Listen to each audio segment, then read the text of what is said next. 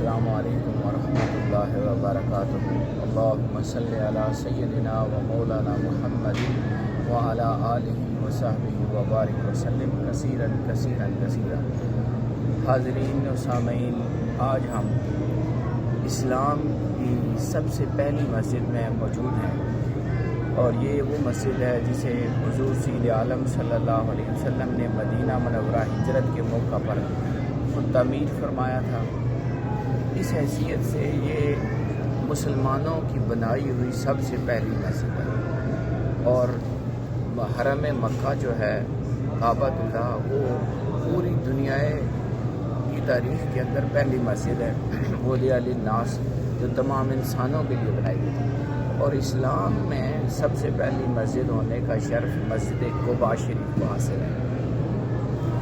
اس مسجد کے اندر 2 نفل پڑھنے والے کے لیے پورے عمرے کا ثواب ہے۔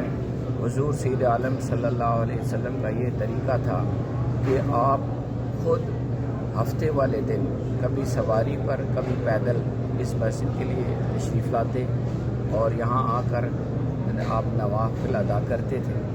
تو اس لیے کہا گیا ہے کہ یہاں آنے والے کے لیے جو اپنے گھر سے اگر طہارت حاصل کر کے آتا ہے،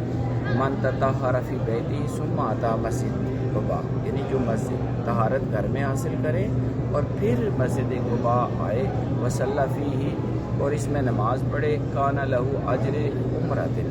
کاجر عمرۃ، اس کے لیے پورے عمرے کا ثواب ہے۔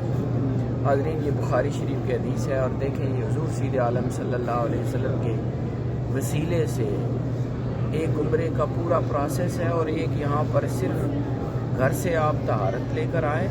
اور طہارت کر کے یہاں آ کے نفل ادا کر دیتے ہیں، نماز پڑھ دیتے ہیں، تو پورا عمرہ آپ کو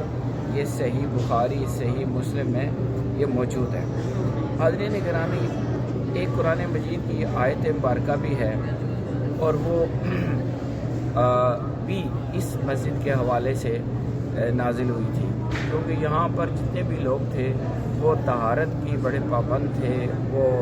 پاکیزگی حاصل کرتے تھے پراپر طریقے سے، اور اس پاکیزگی کی وجہ سے اللہ کریم نے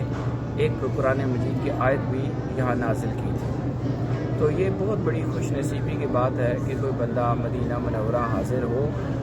اور پھر اس کو یہاں آ کے حضور صلی اللہ علیہ وسلم کی بنائی ہوئی سب سے پہلی مسجد قباء میں اللہ کی بارگاہ میں سجدہ کرنے کا موقع ملے۔ اللہ کریم ہم سب کو یہ توفیق عطا فرمائے۔